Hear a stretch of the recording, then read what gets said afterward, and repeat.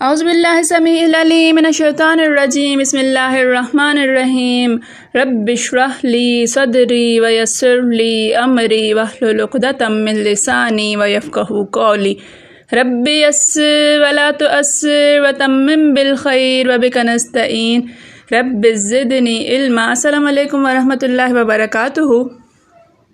الحمدللہ ہم سورہ بقرہ کا ترجمہ و تفسیر کر رہے ہیں۔ 266 آیات کا ترجمہ و تفسیر الحمدللہ ہم کر چکے ہیں۔ آج کا سبق آیت نمبر 267 سے دیکھیے۔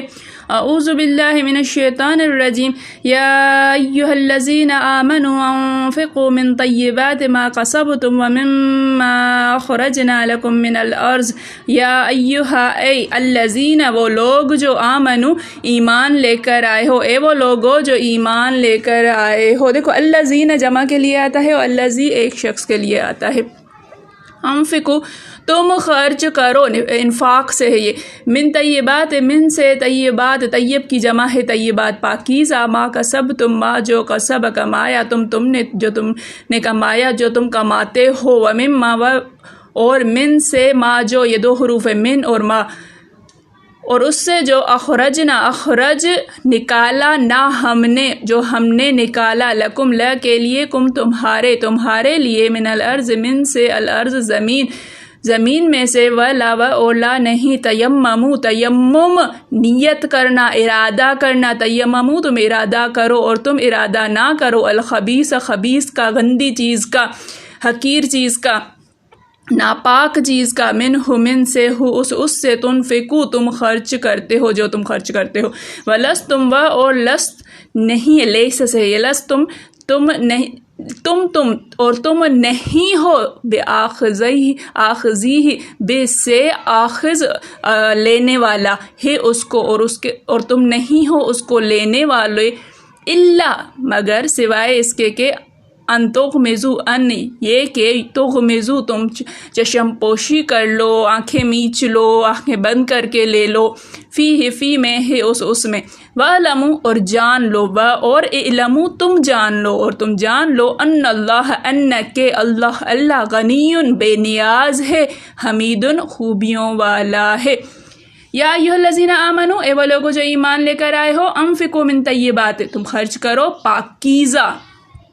پاکیزہ چیزوں میں سے، ما کسبتم جو تم نے کمایا اس میں پاکیزہ میں سے خرچ کرو، ومما اخرجنا لکم من الارض اور اس میں سے جو ہم نے تمہارے لیے زمین سے نکالا، ولا تیمموا الخبیث منہ اور اس میں سے خبیث کا، گندی چیز کا ارادہ مت کرو، تنفقون جو تم خرچ کرتے ہو، ولستم بآخذیہ تم خرچ کرتے ہو اس حال میں کہ تم اس کو لینے والے نہیں ہو، الا ان تغمزوا فیہ سوائے اس کے کہ تم چشم پوشی کر لو اس میں، وَعْلَمُوا أَنَّ اللَّهَ اور جان لو کہ بے شک کہ اللہ غنی حمید بے نیاز ہے، خوبیوں والا ہے۔ مومنو جو پاکیزہ اور عمدہ مال تم کماتے ہو اور جو چیزیں ہم تمہارے لیے زمین سے نکالتے ہیں ان میں سے راہ اللہ میں، اللہ کی راہ میں خرچ کرو، اور بری اور ناپاک چیزیں دینے کا قصد نہ کرنا کہ اگر وہ چیزیں تمہیں دی جائیں تو بجز اس کے کہ لیتے وقت آنکھیں بند کر لو، ان کو کبھی نہ لو، اور جان رکھو کہ اللہ بے پرواہ اور قابل ستائش ہے۔ دیکھیے کہ بات چل رہی تھی اللہ کی راہ میں خرچ کرنے کی، مختلف طریقوں سے اللہ تعالیٰ نے جو ہے وہ مثالیں بھی دی۔ اب اللہ کی راہ میں خرچ کرنے کا مطلب یہ نہیں ہے کہ آپ گندی سندی کوئی سی بھی چیز اٹھا کر دے دو، آپ کو جو ناپسند ہو وہ دو، تو اس کے پیچھے ایک تو شان نزول بھی ہے اس آیت کا، ایک بات سمجھائی گئی ہے، اللہ کرے کہ یہ بات ہمارے دلوں میں اتر جائے۔ اللہ تعالیٰ اپنے مومن بندوں کو صدقہ کرنے کا حکم دیتا ہے۔ دیکھو مومن بندوں کو یاد رکھیے گا، مال تجارت جو اللہ جل شانہ نے تمہیں دیا ہے، سونا چاندی پھل اناج جو کچھ بھی، اس نے تمہیں زمین سے نکال کر دیے ہیں، اس میں سے بہترین مرغوب طبع اور پسند خاطر عمدہ چیزیں اللہ کی راہ میں دو۔ جو اپنے آپ کو پسند آئے، جو بہت ہی عمدہ چیز ہو، وہ اللہ کی راہ میں دو۔ ردی واہیات، سڑی گلی، گری پڑی، بیکار، فضول اور خراب چیزیں راہ اللہ میں نہ دو۔ اللہ خود طیب ہے اور خبیث کو قبول نہیں کرتا۔ ہم اس کے نام پر یعنی گویا کہ اسے وہ خراب چیز دینا چاہتے ہیں جسے اگر تمہیں دے دی جائے تو ہرگز قبول نہ کرتے، پھر اللہ کیسے لے لے گا؟ ہاں، مال جاتا دیکھ کر اپنے حق کے بدلے کوئی گری پڑی چیز بھی مجبور ہو کر لے لو تو کوئی اور بات ہے۔ دیکھیے، ہمارا حق ہے کسی پر، ہمیں وہ چیز ملنی چاہیے، لیکن اگلا ہمیں ایسی گری پڑی چیز دے رہا ہے۔ اب اگر وہ نہیں ملتی تو کچھ اور بھی نہیں ملتا، تو ہم کیا کرتے ہیں کہ اس سے بھی ہاتھ دھو بیٹھیں، تو اس سے اچھا ہے کہ یہ ہی لے لیں۔ اس مجبوری میں آ کر کہ یہ بھی ہاتھ سے نہ نکل جائے، مال کے ہاتھ سے نکل جانے کا ڈر، اس پر ہم لے لیتے ہیں، ورنہ اگر ہماری چوائس ہو تو ہم کبھی بھی وہ چیز نہیں لیں گے۔ دیکھو پھر کیا ہے کہ اللہ ایسا مجبور تو نہیں ہے نا کہ کسی حالت میں ایسی چیز کو قبول نہیں فرماتا اللہ تعالیٰ ایسا تم جیسا مجبور نہیں ہے۔ یہ بھی مطلب ہے کہ حلال چیز کو چھوڑ کر حرام چیز یا حرام مال سے خیرات نہ کرو۔ اللہ تعالیٰ پاک ہے، اللہ تعالیٰ پاکیزہ کو پسند کرتا ہے، تو حرام مال پاک نہیں ہوتا ہے۔ رسول اللہ صلی اللہ علیہ وسلم فرماتے ہیں، اللہ تعالیٰ نے جس طرح تمہاری روزیاں تم میں تقسیم کی ہیں، تمہارے اخلاق بھی تم میں بانٹ دیے ہیں۔ دنیا تو اللہ تعالیٰ اپنے دوستوں کو بھی دیتا ہے، دشمنوں کو بھی دیتا ہے، ہاں دین صرف دوستوں کو ہی عطا فرماتا ہے، اور جسے دین مل جائے وہ اللہ کا محبوب ہے۔ اللہ کی قسم، جس کے ہاتھ میں میری جان ہے، کوئی بندہ مسلمان نہیں ہوتا جب تک کہ اس کا دل، اس کی زبان مسلمان نہ ہو جائے۔ کوئی بندہ مومن نہیں ہوتا جب تک کہ اس کے پڑوسی اس کے ایذاؤں سے بے خوف نہ ہو جائیں۔ لوگوں کے سوال پر آپ نے فرمایا، ایذا سے مراد دھوکہ بازی اور ظلم و ستم ہے۔ جو شخص حرام وجہ سے مال حاصل کرے اس میں اللہ برکت نہیں دیتا، نہ اس کے صدقہ خیرات کو قبول فرماتا ہے، اور جو چھوڑ کر جاتا ہے وہ سب اس کے لیے آگ میں جانے کا توشہ اور سبب بنتا ہے۔ اللہ تعالیٰ برائی کو برائی سے نہیں مٹاتا بلکہ برائی کو اچھائی سے دفع کرتا ہے۔ خباثت سے نہیں مٹتی۔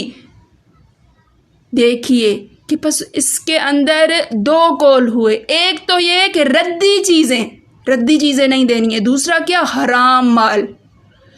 نہ حرام مال کا صدقہ قبول ہوتا ہے، نہ ناپسندیدہ چیز کا۔ ردی چیز ہلکے معیار والی۔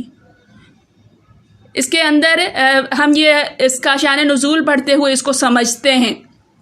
حضرت برہ بن عازب رضی اللہ تعالیٰ عنہ فرماتے ہیں کہ کھجوروں کے موسم میں انصار اپنی اپنی وسعت کے مطابق کھجوروں کے خوشے لا کر دوستوں کے درمیان ایک رسی کے ساتھ لٹکا دیتے تھے۔ یہ مسجد نبوی میں ایسا ہوتا تھا، ایک رسی جو ہے ہوا کرتی تھی، وہاں پر آ کر وہ یہ لٹکا دیتے تھے صدقہ کے طور پر، جسے اصحاب صفہ اور مسکین مہاجر بھوک کے وقت کھا لیا کرتے تھے۔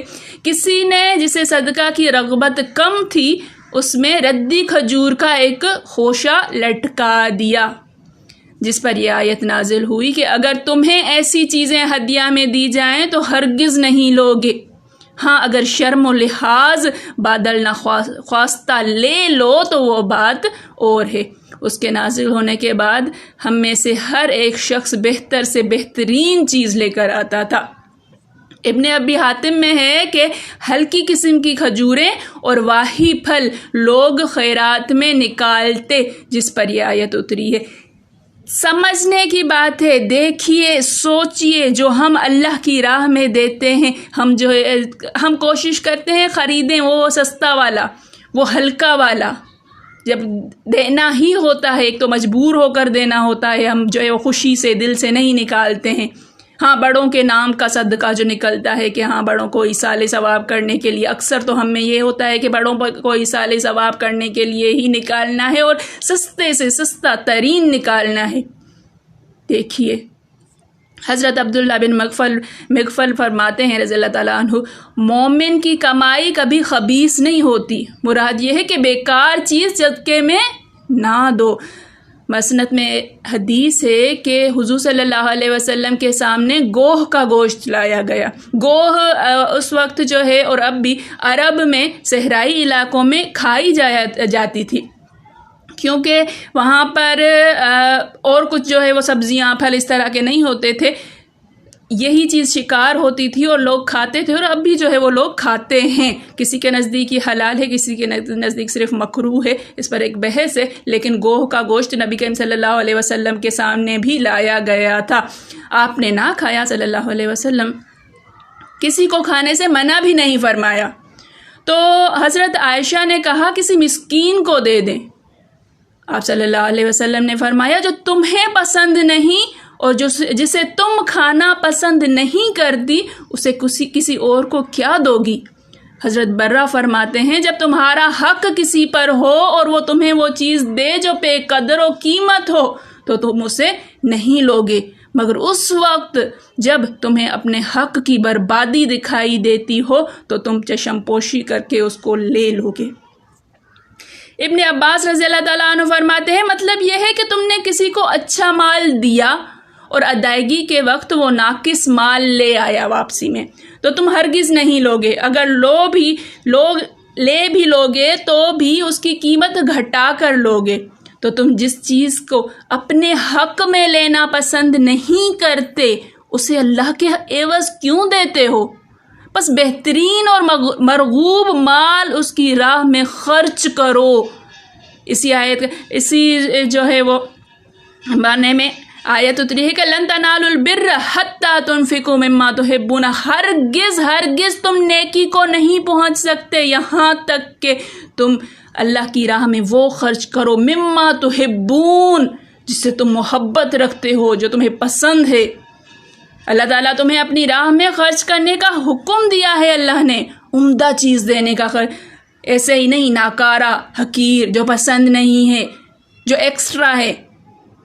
ایکسٹرا کا مطلب یہ نہیں کہ ہاں بہت اچھی، ہم میں کبھی بھی ہم خاص طور پر ہم عورتوں میں 4 جوڑے اگر اچھے لیں گے تو سب سے جو ہمارا محبوب ترین جوڑا ہے جو سب سے زیادہ پسند ہے مر جائیں گی لیکن کبھی بھی ہم اس کو صدقہ نہیں کریں گی کیونکہ یہ تو میری پسند کا ہے۔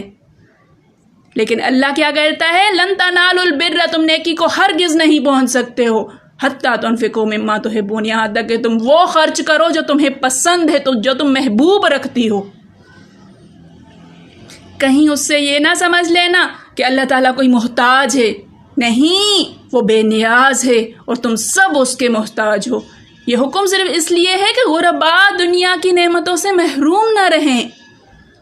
قربانی کے وقت جو ہے وہ اللہ تعالیٰ نے حکم فرمایا کہ لن ینال اللہ، ہرگز نہیں ینال پہنچتا اللہ کو لحومہا اس کا گوشت، ولا دماؤہا اور لا نہیں دماؤ گوشت خون، ہاں اس کا خون، اس کا گوشت اور خون اللہ کو نہیں پہنچتا ہے، ولیکن ینالہ التقوی منکم، لیکن اللہ کو کیا پہنچتی ہے؟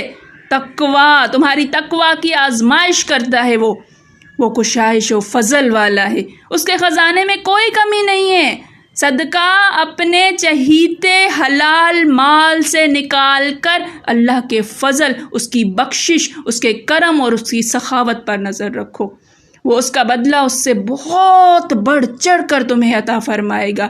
وہ مفلس نہیں ہے، وہ ظالم نہیں ہے، وہ تو حمید ہے۔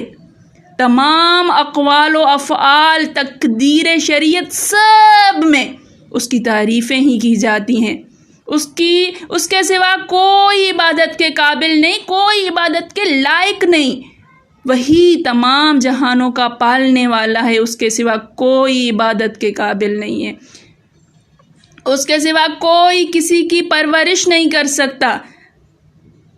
حدیث میں آتا ہے کہ ایک چوکا شیطان مارتا ہے اور ایک توفیق کی رہبری فرشتہ کرتا ہے۔